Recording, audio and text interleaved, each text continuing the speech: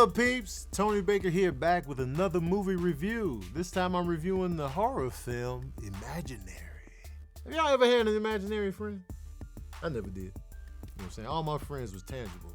Whether they were, whether it was a toy or a pet or a friend, a human friend, if you will.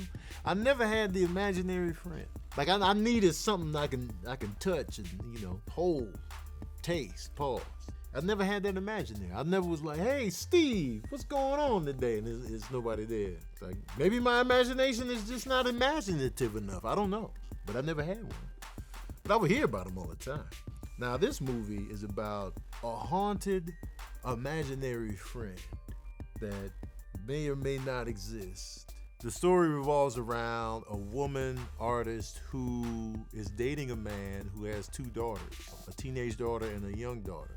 So she's just trying to find her footing into that type of dynamic. You know what I'm saying? It could be awkward, you coming into a situation with you dating somebody with kids and you trying to connect and trying to build and trying to be respectful. So she's trying to navigate those waters. They move in together, they move to a new place, and they end up moving into her old house that she grew up in. And when they move in there, the little baby girl finds like a teddy bear. That's her new friend. And like, it's my new friend. And like, oh, okay, you got your little teddy bear. You know what I'm saying? You know what I'm talking about? You feel me? The main character is like, y'all grew up in this house, but I have weird memories here, and some things I don't remember. So she's trying to unravel her own upbringing and also, adjust to this new home and this new environment with this family. And so they're just navigating their way through that. But the bear, what's this bear all about, man? Him and this little girl, he making odd requests. He like, yeah, man, I'm the jealous type. Yeah, don't be going over there. We gonna be friends to the end. He was mad aggressive with the friendship as a bear. I didn't trust this bear. He was a little raggedy, weird looking bear, but I was like, hey, man, I don't know about this guy. He got her doing weird tasks around the house. I'm like, man, who's your friend? That's what I've been like as the step parent in this situation. Man, who's your friend, man? What he got you doing? He say, what, he don't like you talking to somebody else. See, already crossing boundaries here.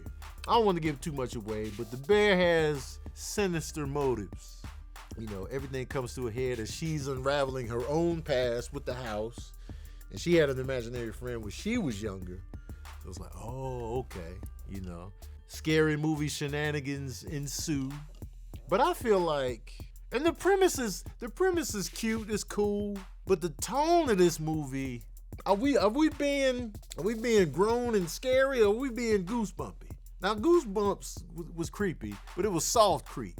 It was like soft creep for the teens, for the soft teens. It was soft creep. It was like, ooh, that's creepy, but it wasn't like, they wasn't really taking it there in the Goosebump vibes. They wasn't really, you know what I'm saying?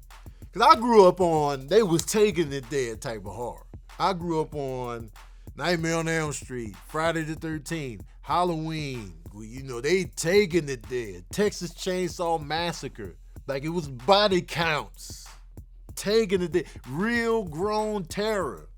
I'm going to ruin your life and you're going to die horribly. I'm going to turn you into a roach and we going to just smash you in the roach motel. Like, Freddie, why are you doing this to us? But the tone of this movie to me felt immature, not immature in terms of, but just like, I felt like it was for a young audience, but then for old. And that dynamic didn't work for me. I was like, wait, is this for kids? Like, I was confused. It wasn't scary at all. Like, there was no scare. Even when it was supposed to be like a jump scare or a scary moment, I was just like, okay.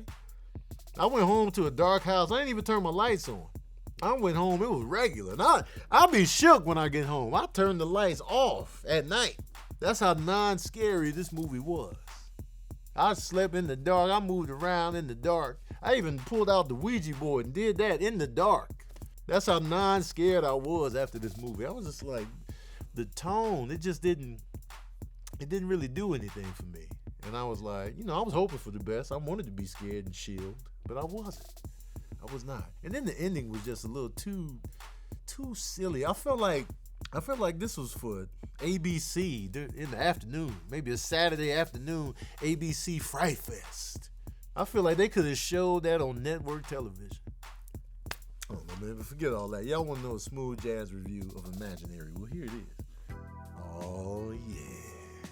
I'm giving Imaginary 2 saxophones out of 5. It was just I cared about the family, but I was just like, I'm not scared.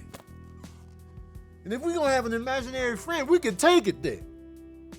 We can take it there. And I'm from the school of taking it there, man. Freddie, Mike, Chucky, they was taking it there, man. If you're gonna be a scary movie, man, take it there. Even if you PG-13, take it there. That's what my imaginary friend told me, man. He whispered that to me last night. All right, peeps, that's my review of Imaginary. Let me know what you thought of the movie in the comment section below, man. Also, let me know if you had an imaginary friend. And if you did, give me the details on your friend. Did your friend have you running around doing random, tasks and errands and weird stuff? Let me know, man. Let me know in the comment section below. Don't forget to like, share, and subscribe. And as usual, we out here.